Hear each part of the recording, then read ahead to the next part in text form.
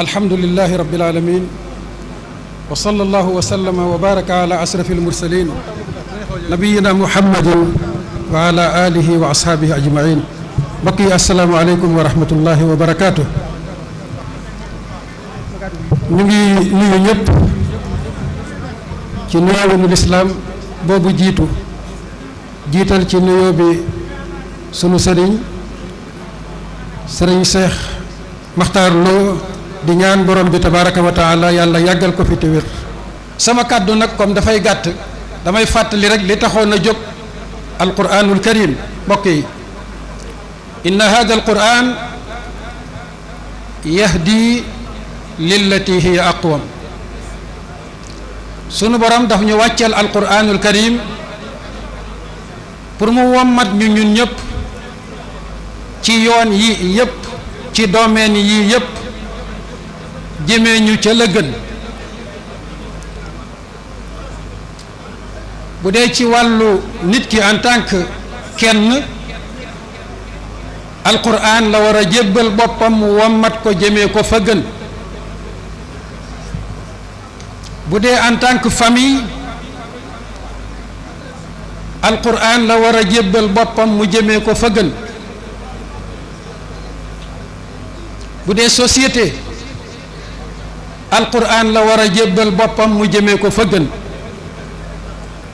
bu dee état, alquran la war a jébbal boppam mu jëmee ko fa gën.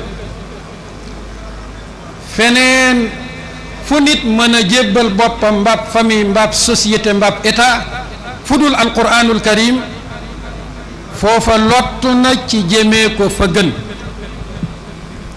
kon dañuy woowaat sunu bopp, fàttaliwaat sunu bopp ne li taxoon a jóg alquranul karim bokk na ca jàng ko njàng mu rafet, di ko mokkal, di ko tari, waaye da caa bokk it nangul ko, jébbalul ko, wommatul ko,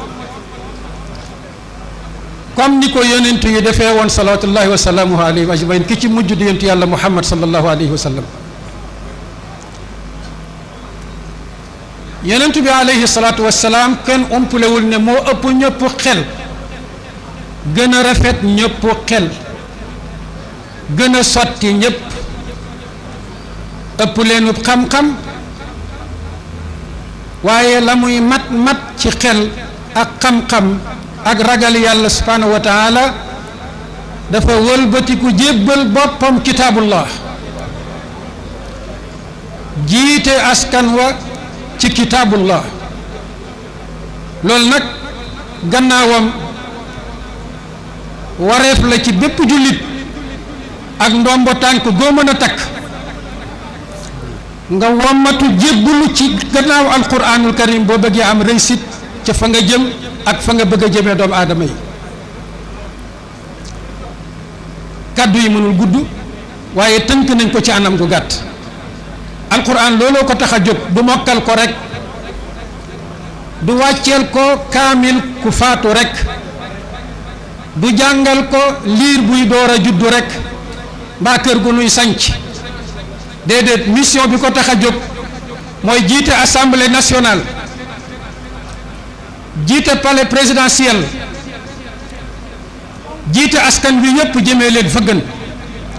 yal nañu yàlla mayug woyof wàccee ci ñun ak rëy rëylu bañ mën a wommatul kitaabullah ndax mu jëmee ñu fa gën. wassalaamu aleykum wa rahmatullahi wa barakatuh.